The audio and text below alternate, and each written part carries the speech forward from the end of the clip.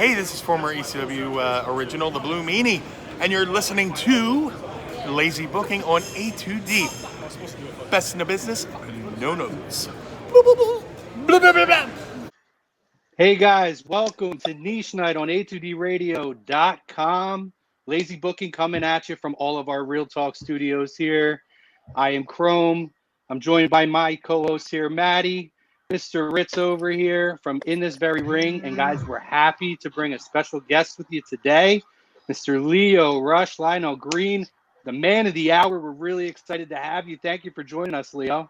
Yes, man. Thank you so much for having me. I'm pretty excited about this. I've been on a cool little run the last couple of days with wanting to get some interviews going. So I'm excited. And we're excited that you decided to give us to put us in your cycle there, man. We're really excited. Shout out to our sponsors here. We're brought to you by Specialized Physical Therapy, Dr. Paul Vidal in Burlington, Cherry Hill, Princeton, New Jersey. You can find them on the web, specializedphysicaltherapy.com. No appointment necessary. And also brought to you by Ambuck Services, gutter guards, tree trimming, gutter installation, deck installation, restoration, any of that good stuff. You can check them out, ambuckservices.com. Let them know that the fam at A2D sent you. You get 20% off. Our topic of conversation today, guys, we have Lio Rush with us. We're really excited. That's brought to you by QB54, the best tailgating game in the business. Check it out. PlayQB54.com. And honestly, Lio, our topic of conversation is you, buddy. We're really excited to have you. We're going to talk about your wrestling career. We're going to talk about WWE and everything. You got a lot on your plate right now post WWE. And a lot of people are really excited to hear about it. So first and foremost, Lio, we want to know, how are you doing amongst this crazy pandemic that's going on and the quarantine and all that stuff? Man, I feel like I've been going in cycles, and I think that it's just a guy thing, because I feel like the women are like handling this pretty good. I don't know, man. I've been in like weird cycles where at first I was good, and then like I just started sinking, and then I was up again, and now I'm like, is it over or are we still? It's just really weird, but I'm keeping myself busy. Yes, you are. Yes, you are. Lio, let's get to the wrestling stuff first. We want to ask you, kind of just first and foremost, you know, you've been a guy you've wrestled with some of the more prominent organizations, Ring of Honor. For us locally, we're CZW country. We're South Jersey, right around the corner from board. We actually just had Matt Tremont on last week. I know you know Matt from CZW. But can you kind of tell us about, you know, being younger and what kind of made you want to get into the wrestling business, and maybe some of who your influences were that kind of influenced your decision and your style of wrestling? For sure. Before I get into that, this is awesome. I'm seeing like some comments down below. I didn't know that this was possible. But, we're gonna have people commenting. We're gonna have questions coming in. So yeah, this is pretty cool. So what I guess what made me want to get into wrestling was I've been a lifelong fan.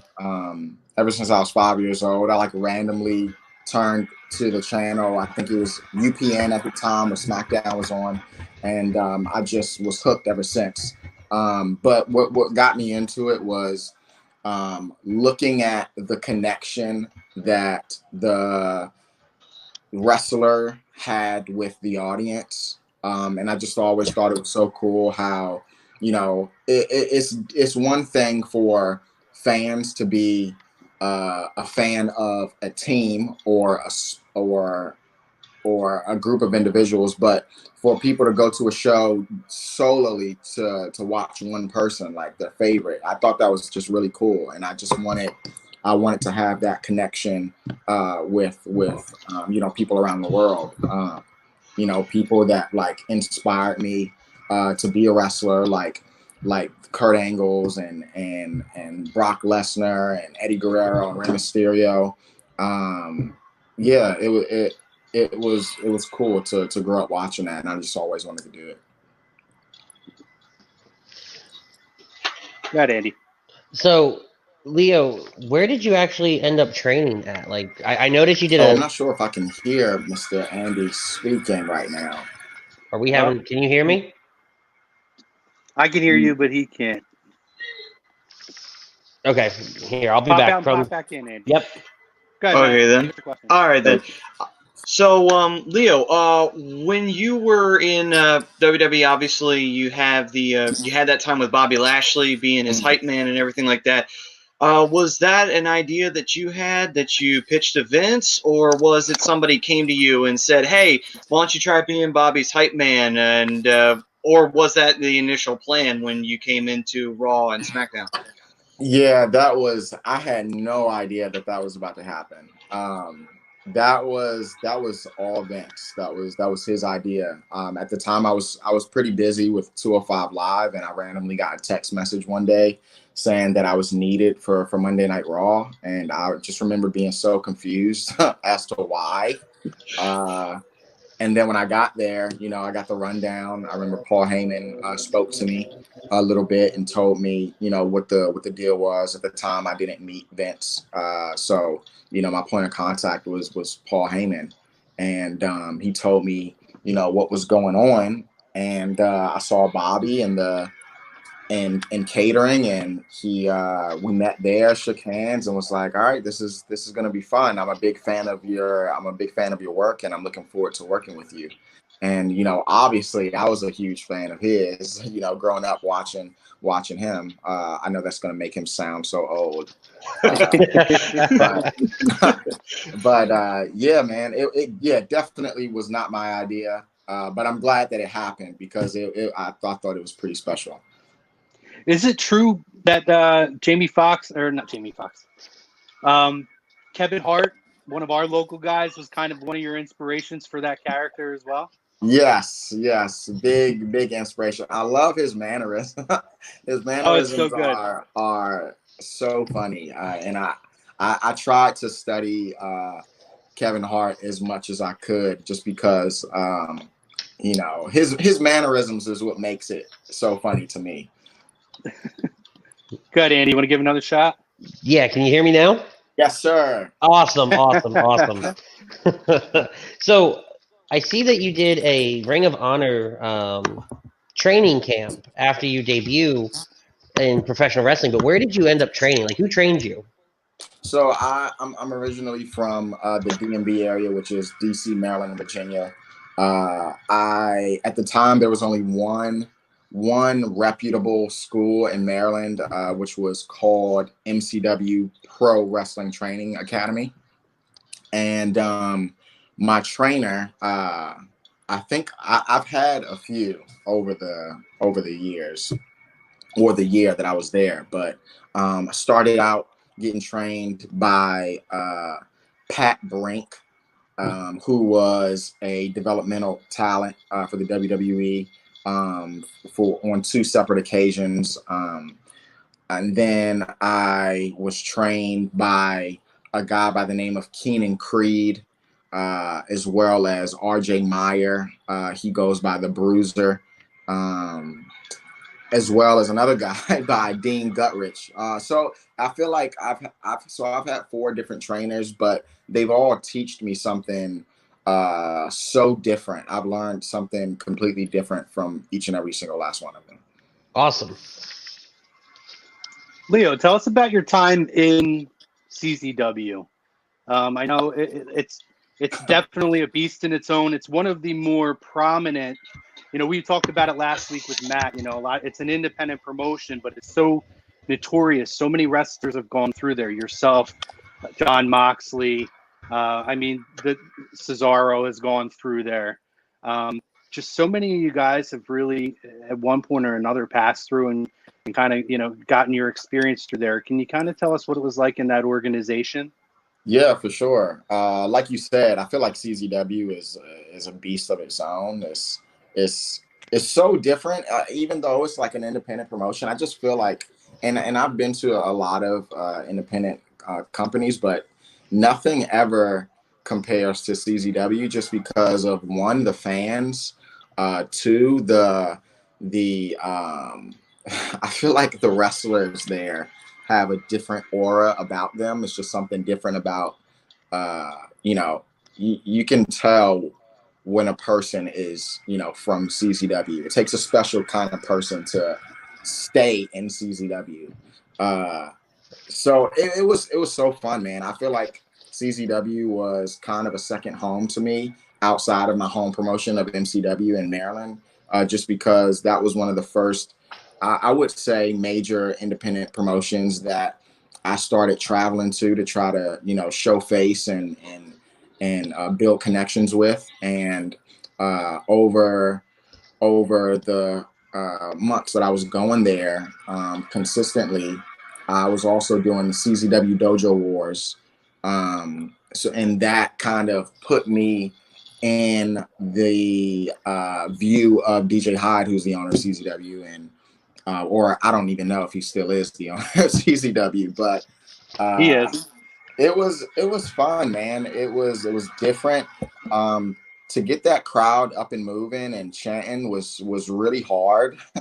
But once I got it, once I started doing like my black card stuff, I really felt like I found my niche and I found what people thought was entertaining there, and I just ran with it. And you know, they accepted me there. You know, I've seen so many people go in and out of CZW, but there's very few people that stay in CZW. So yeah, it was rough, but it was fun.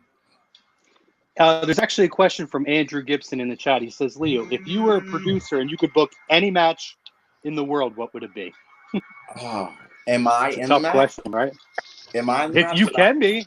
Yeah, I mean, if you could book yourself in any match in the world, who would your opponent be and what kind of match would you want to do? Maybe I won't put myself in the match. I don't really like that. But let me see. I've been kind of out of the loop on the independent scene. But I don't know. Let me see. Who do I think is it could be mainstream. It could be WWE, AEW, any two guys. If there's a match you haven't seen and there's something you'd love to see them go at it, who would it be? Okay. I can think of a few opponents for you I'd love to see you go against. Okay. Let me see. I want to see maybe like Rey Mysterio versus Darby Allin. I think that would be cool. Ooh. I'll tell you what, Leo, Darby Allin's a guy I'd love to see you go up against for yeah. nice round. And what's funny is that I've wrestled Darby Allin one time, but it was a tag team match, and I believe there was only about 50 people in the crowd in Orlando, Florida. There's two guys right now I would love to see you go against. It's Darby Allin and Sammy Guevara. I think you guys could absolutely tear the lights out or tear the house down with those matches. Yeah, I've met Sammy a few times. I've been on a few shows with him, but never been in the ring with him. Yeah. Maddie, you got a question for Mr. Leo here? Oh, well, actually, it was a question from one of our viewers, which is Mr. Ryan Brodo, who usually produces the show. And he was saying, who is the most underrated WWE superstar you got a chance to work with? Man, maybe it's biased, but I mean, I would say Bobby. I think it's no reason why he shouldn't be a world champion. Absolutely no reason. Like, the dude is an animal. He looks like an animal. I think he's very capable. Like, I think what I was able to do with him as far as, you know, talking ability goes, I think it definitely worked out in his favor. But Bobby is very capable of, you know, talking for himself. He's proven that over the years. His run in Impact was awesome. Yes, it was. Yep. Definitely. So yeah, I think Bobby, man, he's a monster. He deserves the world. Andy. So, Leo, you win the cruiserweight title. What was that day like? Like, when did you find out? Who told you? What was that day like for you winning the cruiserweight title?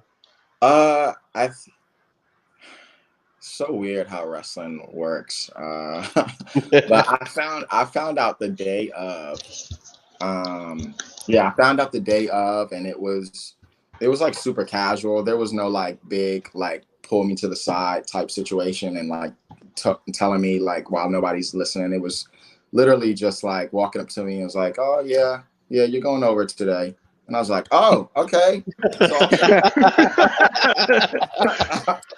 So, yeah, that was pretty much it. I think it was Matt Bloom who told me that I was winning cool. the title that day. Yeah, it was cool though. I was really excited. In case anyone doesn't know, Matt Bloom is Albert.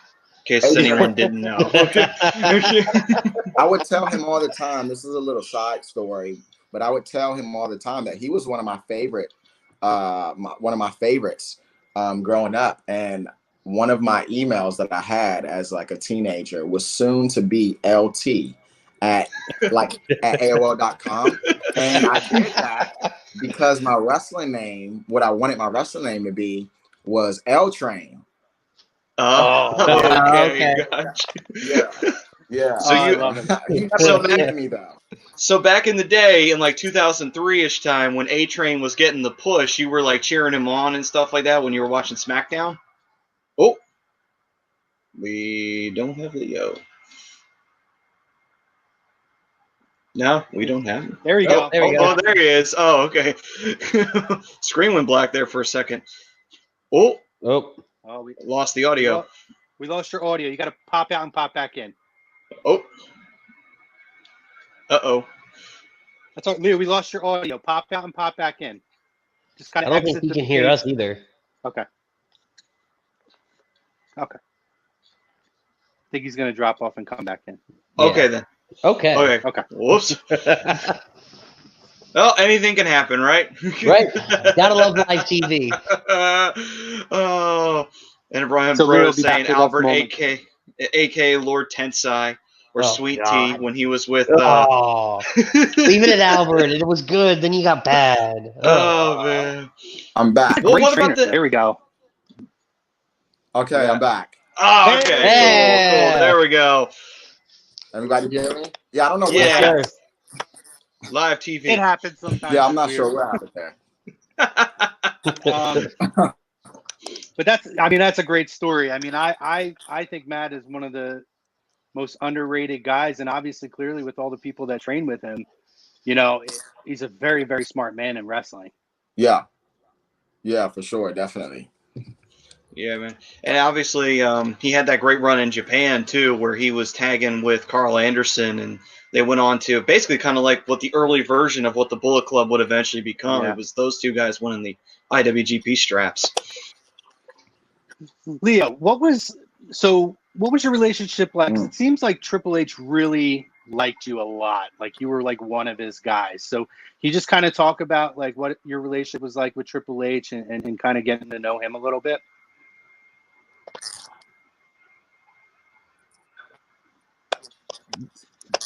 Can you hear me, Leo? So my relationship. Yeah, I can hear you. Can you hear me? Yes. You're good. Just a little lag. You can hear me? Yeah, we can hear you. Yeah, so I feel like my relationship with Triple H was a little weird. I don't even know how to explain it. I feel like at times we disagreed a lot. I think we had two completely different visions on, how, he saw me. So there was always a back and forth dispute. And there was times where I thought that we were on the same page, but other times where we weren't. And I think that's what ultimately led to, my release, just because I felt like we were always kind of butting heads. But I definitely know for sure that he was a fan of mine and he believed in my abilities. But there was a lot of miscommunication and disagreeing with my relationship with Hunter. And I think that's just because I feel like my time in the WWE, I kind of built a closer relationship with Vince. And I think that when I went back to NXT, I was kind of expecting the same, but I've just never had that one-on-one interaction with Hunter, as far as like working with him. So once I got there, it was a little weird, but yeah, he definitely liked my work. He liked my work. He believed in what I was capable of in ring and on the mic. So I think as long as, you know, there was a good professional relationship there, then that's all that matters. Oh, for sure. Absolutely. You brought up your release, Lio. So can you kind of tell us like what that day was like for you, and, you know, how did you feel about it?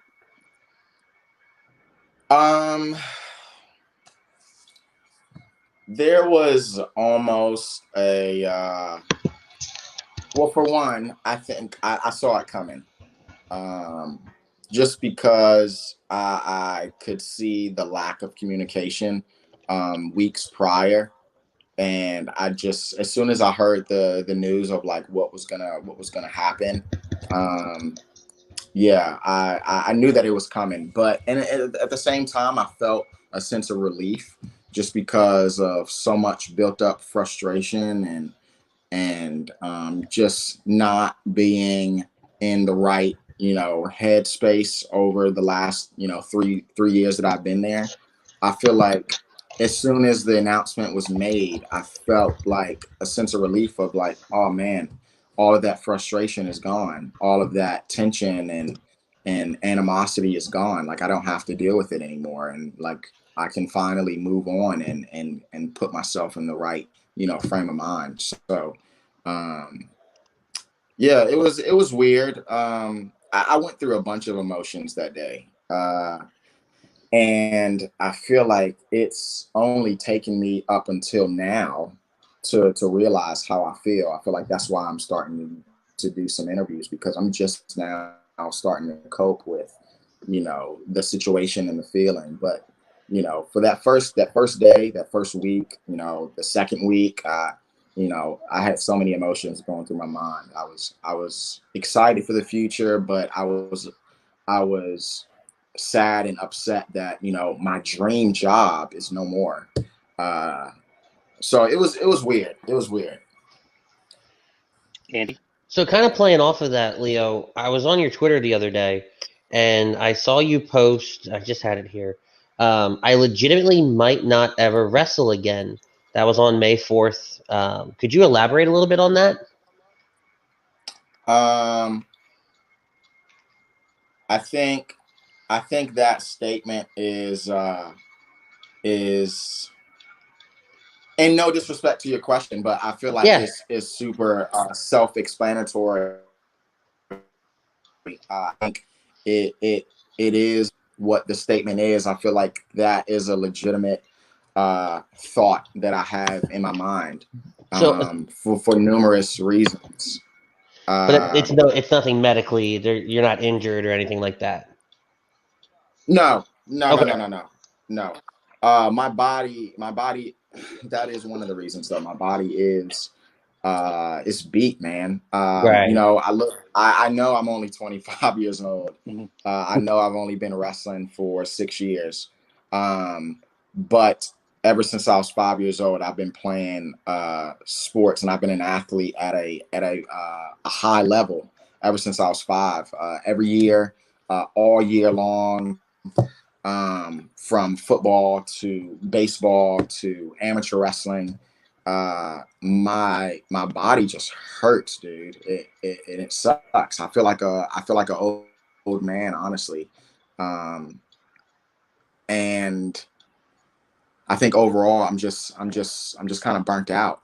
I feel like I went through some pretty traumatizing things in the company, and it's you know, it's made me question a lot. So yeah, it's a legitimate thought that I have that I just might not, you know, step in a ring again. Well, thank you for being honest with us. So With that, Maddie, do you have another question before I'm going to actually transition to his after WWE stuff in a minute? But go ahead. Do you have another wrestling question? Yeah, during your time in during the cruiserweight run that you had there, you worked with Drew Gulak, and obviously he had his time in CZW as well. It had to have been just awesome to get in the ring with another CZW guy on a WWE level, NXT or not, it doesn't matter. It had to have been awesome. It was like, oh man, this guy was in NXT. I mean, this guy was in CZW just like I was. It had to have been just fun just to get in the ring with another CZW guy. Where do we go? What's the matter? What? You guys still there? Yeah, we're still here. Leo? Yeah, we got you. Sorry, I didn't hear the question. Oh, okay. Here, I'll give you again. So you were, when you won the Cruiserweight title, you faced Drew Gulak, and it had to have been just fun working with Gulak. He was obviously in the CZW before, and I was asking, like, what was it like working with another CZW guy on a WWE level? Was it like, oh man, this is gonna be fun? You know, another CZW guy, I get to work with him. It had to have been exciting. No, it definitely was, and it's so cool, man. I'll never forget when I won the title, the Cruiserweight Championship, and I don't know if you guys remember that moment of me winning and William Regal came out and presented me with the title. Great moment. Yeah, and Gulak came and took the belt back, but all of that was not planned. That was not supposed to happen. You know. Regal was just supposed to come out and present me with the title, and that was going to be it. But Gulak, took it upon himself to come back and did what he did, and it was such a real moment.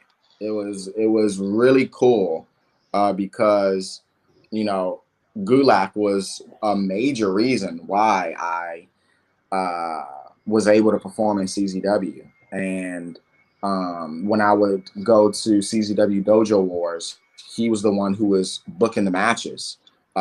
He was the one who gave me the name Lennon Duffy when I was in Dojo Wars.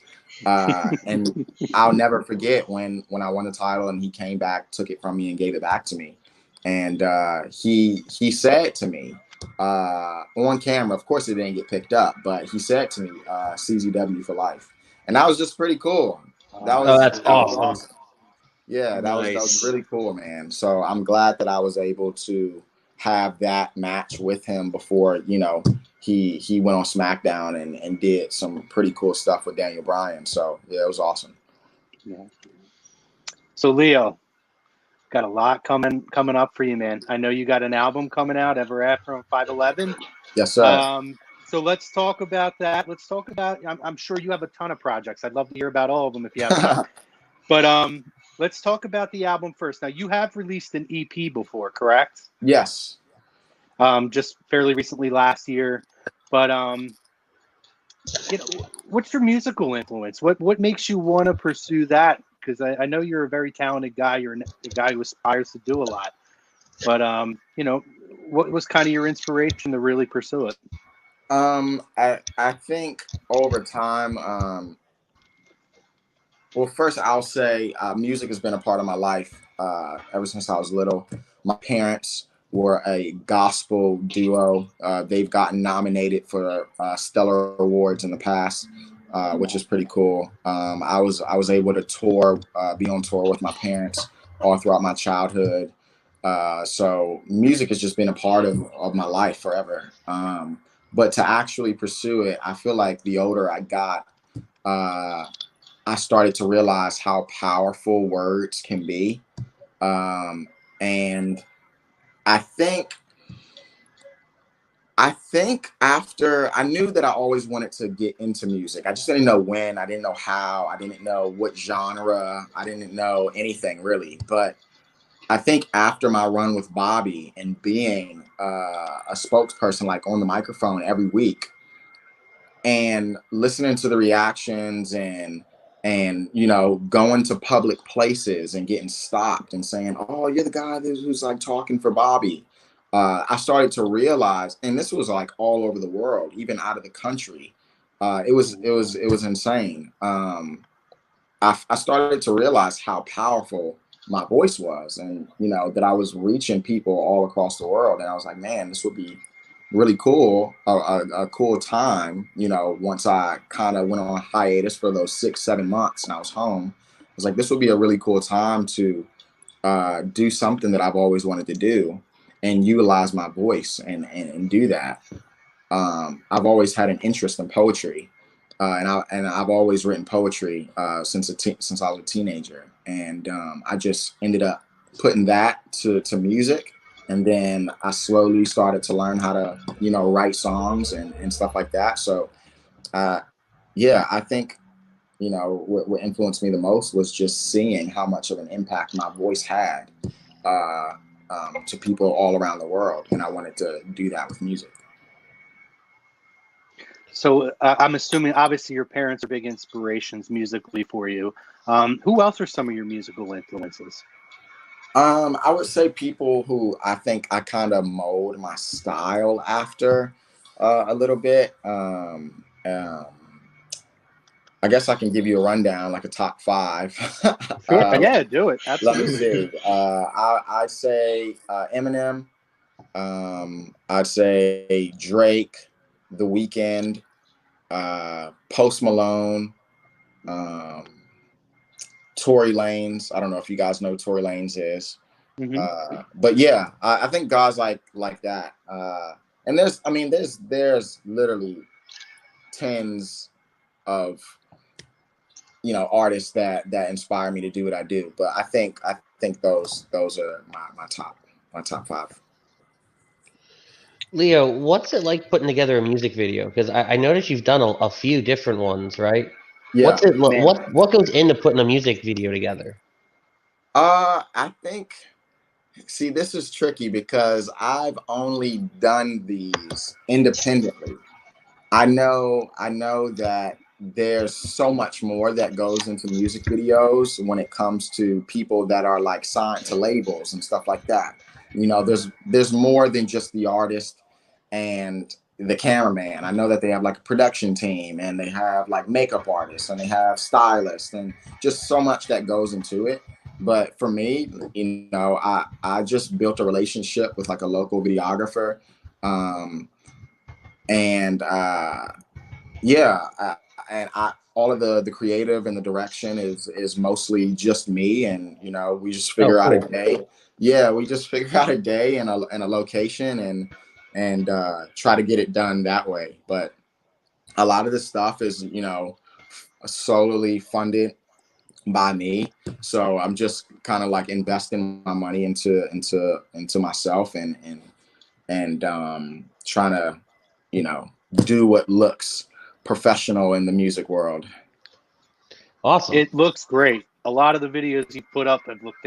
I mean, the video that you released right after your WWE release alone was phenomenal. Thank you. So yeah, you've done a lot of really good creative work. That's why I said you're a really talented guy, and it's going to be really intriguing. We're all really excited to see. So what can we expect with this album coming out? So this, I guess I would say this is my first. Not only is it my first project, my first album, but I know my 1111, my EP, the genres were kind of everywhere. I did about 6 to 7 songs. I tried to touch on different genres just to see how people would react and what the demand was. So with this project, it's a concept album. And for the most part, the genre is just one genre. I said this on my Instagram live feed, I think last week, but there's going to be 13 new tracks on this album. So yeah, I'm pretty excited for it. And where are we going to be able to locate it? I imagine on iTunes and all that stuff. It's going to be all over the place. Yeah, so it's going to be on every streaming platform that you can think of, paid platforms and free platforms, like of course like SoundCloud, YouTube Music, And I'm sure there's tons and tons of other ones. It's going to be in the queue for IG and Facebook and TikTok and all of that. So it'll be everywhere. Maddie, you got a question here? Well, simply with the music wise, after the album drops and everything, are you looking to try and go live and do shows music wise, or you're just gonna put out albums and see what kind of sticks? No, so I definitely wanted to start performing live. It's crazy because right before this pandemic kind of hit in Florida, I was supposed to have my very first live performance, and I even I promoted it and everything. It was at a festival, and it was just like the Festival of Orlando. It was nothing too major, but it was one of the much bigger festivals that are independently owned. So I was going to be a part of that, but obviously once all of this kind of hit Florida, I couldn't do that. But yeah, I definitely have interest in performing live. I think once all of this is over, I want to start figuring out ways how I can, put a tour together, and start actually becoming a full-on artist. Do you? It's a very open question because there's so much going on, and I know you're really exploring a lot of your creativity right now. Do you see this as being a very viable option as opposed to returning to professional wrestling, or maybe there's another, avenue that you're considering pursuing as well? No, definitely. I think that this is a very real option for me. One, because right now I feel like I'm focusing on things that makes me happy. Just because over the last 3 years, I've had so much, frustrations and just overall just not being, happy. I'm a guy that likes to control the pace, and I had no control over anything. So right now, music makes me happy. Music, I'm not making music for other people. I feel like I'm making it for myself. And once I put it out, if people like it, they like it, and that's great. That's awesome. But if not, at the end of the day, I'm still doing what I want to do, and I love doing that. I think if I was offered a record deal over another wrestling contract, I would take the record deal in a heartbeat. Wow. Do you have any other projects on the horizon that we should be looking out for? I do. It's a pretty exciting one. I don't know if you've seen it or not. I posted it, and it was announced, I think about 2-3 weeks ago. But hopefully once all of this pandemic mess ends or comes to some type of, halt, the filming for my first movie is going to start, which is a spinoff of the Power Rangers, Legend of the White Dragon. Oh, you're in that? Yeah. Oh, we got fist bumps down here. I'm pretty excited about that. Working on that project with my good friend. It's so crazy to say my good friend, but Jason David Frank. So yeah, I'm pretty excited about that. That looks so good. I watched the Kickstart trailer. Yeah. Okay. Now this is just going to be the nerd question. Now, which one do you prefer, White Ranger or Green Ranger? I'm just gonna say green because my last name is green. That's such a cheap answer. Yeah, you know what though? I'm a Green Ranger guy too. So yeah, I did think it was awesome. Every time I saw like the White Ranger make like a random cameo one day, I would be like, "Oh shit, it's getting real."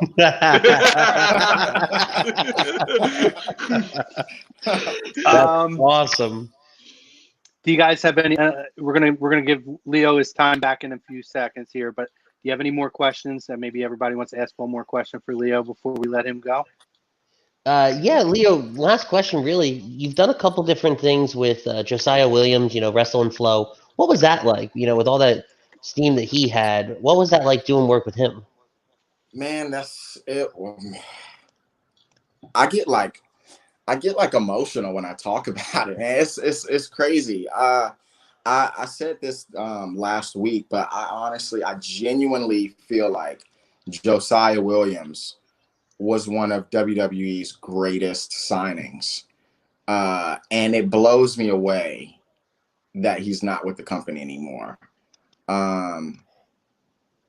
What he's doing and what he's done for wrestling is so cool. Obviously, he didn't start the wrestling and rap trend, but the way that he did it, you could just tell it was genuine. It was real. He was doing it for the love of it. He he wasn't looking for views or anything like that. He just did it because he loved doing it and he loved wrestling.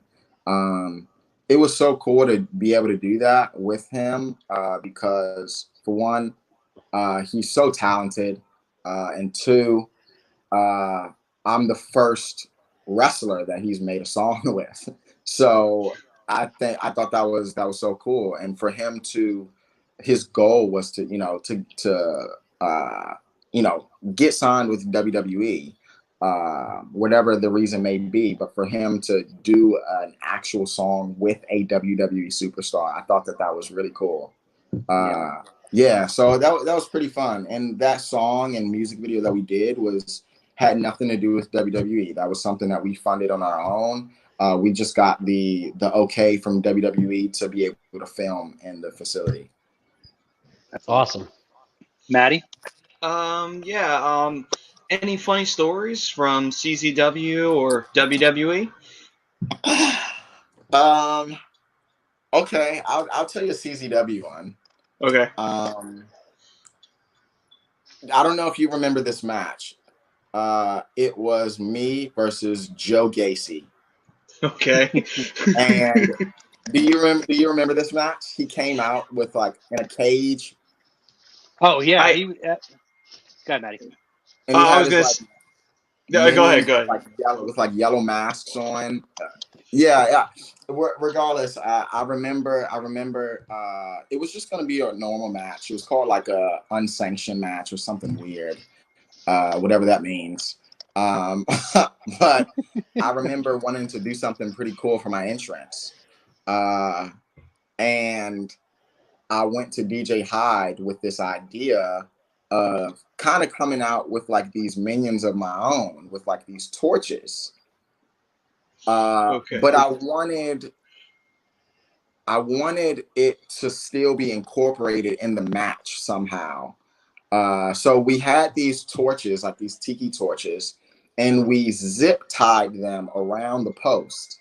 So the entire match, the corners were on fire. And I remember during the match, Gacy would like blow out one of them, and the crowd would boo him.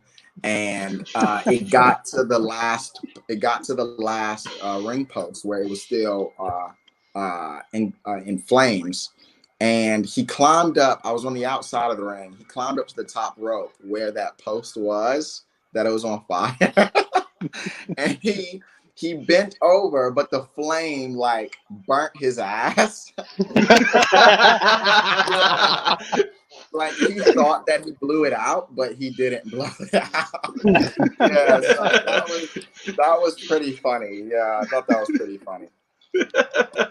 That's funny. Lio, my last question, then we want to promote your social media, but yeah, are you? I know you're creatively. You felt like you were stifled a little bit. Are you ever open to the possibility of going back to WWE if the time is right, and you're in that kind of mind frame? Or I'll even say this, or AEW if there's an opportunity there, would that be something you would look at? I think. I mean, obviously, I don't want to say like no, like just flat out no. Yeah. But just what I have gone through in the WWE was for me, it was super traumatizing. Like things that I've been through in my life that I've like overcame, but like went to the WWE and going through certain situations that kind of triggered past emotions. it was rough for me. There was a lot that, you know, that I didn't agree with morally. I think it would take a lot for me. It would take a lot for me to go back, and I'm not just saying a lot as in financially, but I think it just has to be right for myself. Not only myself, but it has to be right for my family. You know, I have other people to think about. You know, I have a wife, I have kids. So I think yeah, I think I'm a little traumatized right now. And I think that's my biggest fear with coming back to wrestling. I just, you know, I don't know what will happen if I step back out there and I feel those emotions again. Like I don't know what will happen emotionally with me. So I'm a little hesitant on coming back to wrestling. But you know, like I said, and I'm not going to just say flat out no, but it'll take a lot for me to, you know, whichever I go, you know, and obviously like AEW isn't the only company out there, but, Sure. You know, if I want to pursue anything wrestling related, I just think it would take a lot for me to consider any option, really. Lio, tell us all. We want to know where everywhere where we can find, you know, tell us your website, all your social media, you know, anything. This is the open forum now. Plug away, man. We want to hear everywhere where we can find everything. Lio Rush, Lionel Green, everywhere. Yeah, well, man, this is big because people know that I love my social media. Yes, you do. So, We love your social media. so I'm on Twitter at It's Lio Rush. I am on Instagram at Rush Lio Rush. I feel like Instagram has been my biggest platform for me to promote my stuff. So yeah, if you want to go follow me on Instagram, that would be awesome at Rush Lio Rush. I'm also on TikTok, as everyone in the world is right now, at Hey It's Lio. Also, I found this new app that not too many people know about, but it's a singing or just a music app. It's called Voicey, and sometimes I dabble on there here and there if people want to just watch some random music content from me. My Voicey account is Hey It's Lio also, as well as you mentioned before. I have a website, musicbylio.com, where you can find all of my music on different streaming platforms. You can find merchandise, which are t-shirts and 8x10s, as well as just everything that I have going on with me as far as like updates and stuff like that. So yeah, I'm everywhere, man. I'm trying to do it all right now. Lio, we appreciate it, man. Thank you so much for your time. I know all of us enjoyed our conversation. I know a lot of people were excited that you were coming on, and it's very clear in our comments. So, Lio, we wish you luck, man. We're going to be following what you're doing. Thank you for taking the time with us. And, hey, you and your family stay safe, and we'll see you real soon, man, with everything you got going on.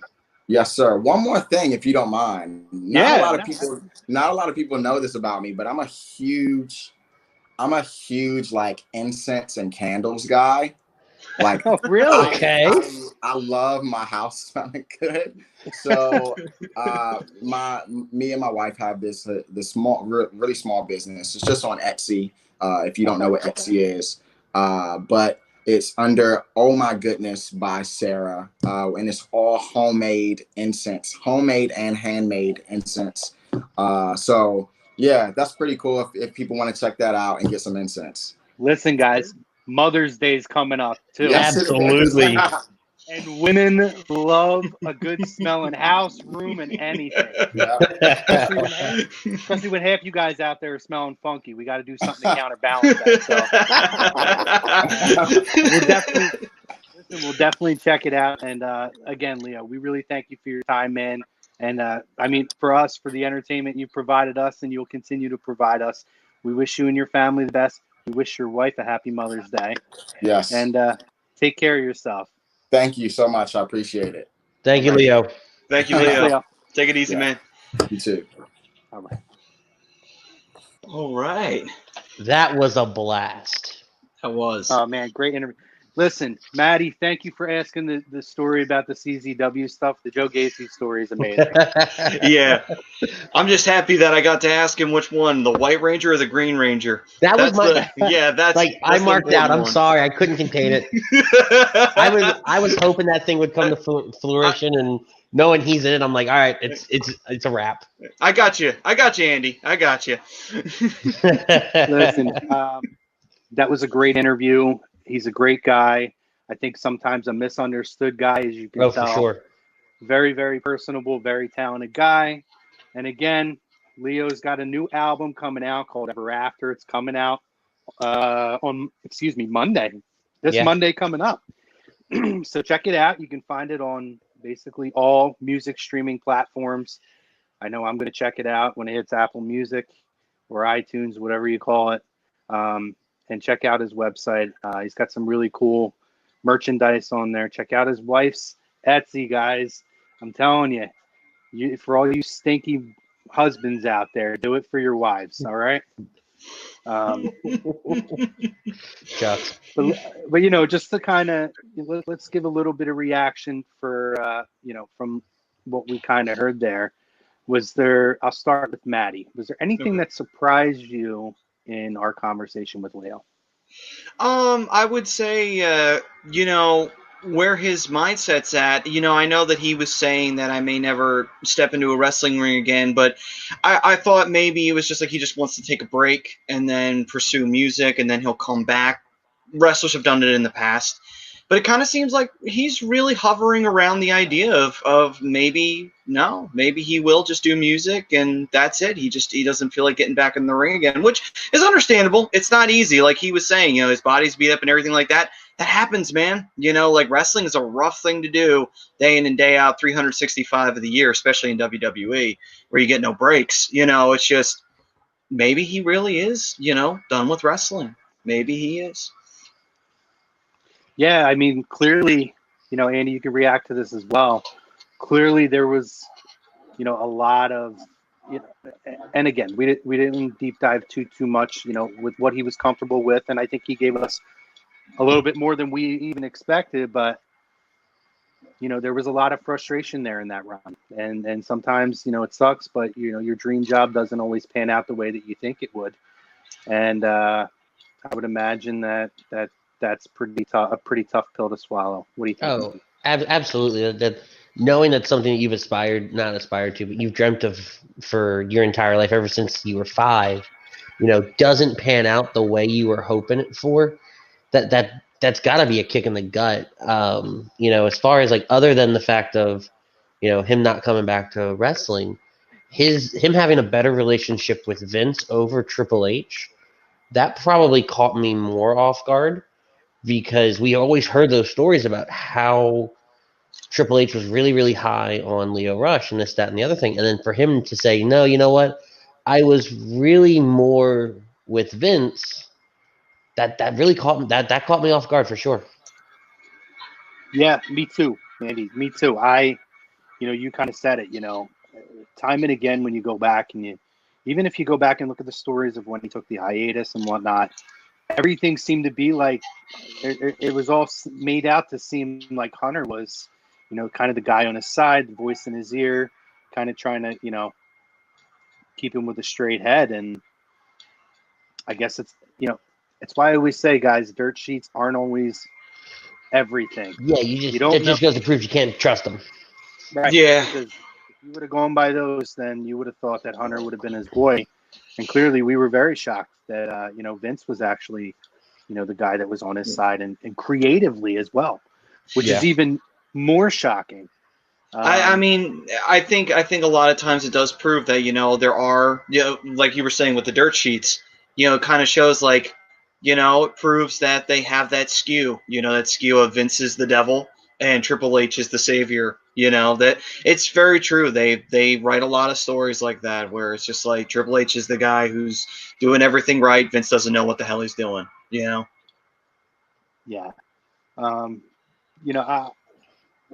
My takeaway from the interview, guys, again, to me, maybe I'm being partial here because we got to have the conversation with him, but I think he's a very misunderstood guy, a very, very talented guy. And again, I thought it was really telling when he talked about, when we talked about would you ever come back to WWE or go to AEW, and he mentioned other organizations, not just those two. And the fact that he said, it would take a lot and not even the financial end of it. He's a guy who's looking to pursue happiness. Well, and honestly, he's made money at this point. Yeah. Oh, yeah. I mean, and even to play off of that, how he said he would take a record label over going back to wrestling. That's huge in and of itself, right? But you can also turn that around as he did wrestling. Like that was his dream. He saw his dream. Now he has a new one. The new one is to become an artist. And honestly, and I hope that it does for him. He is a talented guy. I've listened to some of his music on his EP that he released in November of 2019, 11/11.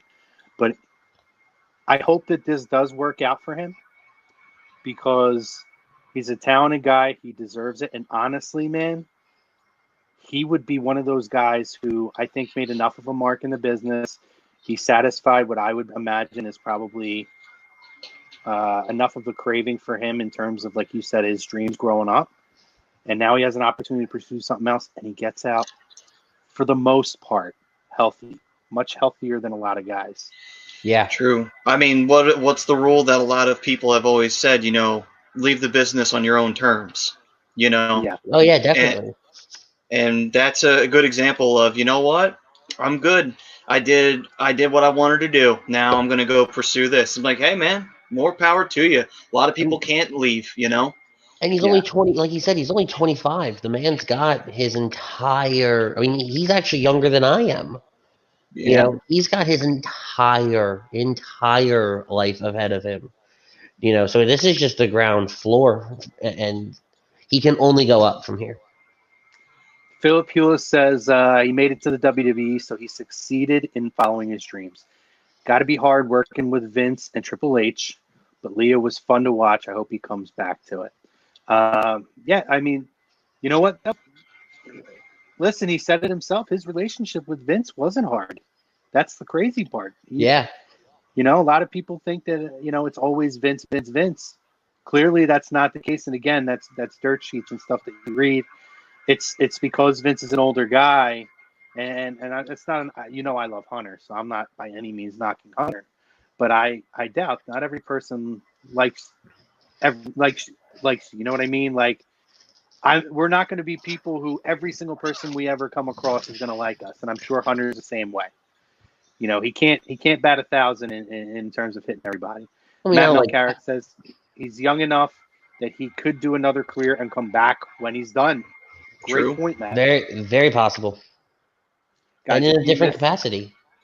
Absolutely. Oh, and you know what, too? Really cool to hear him talk about how, he kind of fell into, being the hype man, the man of the hour for Bobby Lashley, but how that almost kind of fed into that hunger to pursue something different. Yeah. And kind of made him start to realize some untapped potential, which I think we could all kind of see, but maybe in and of himself, that's something he never really actually viably thought about until then.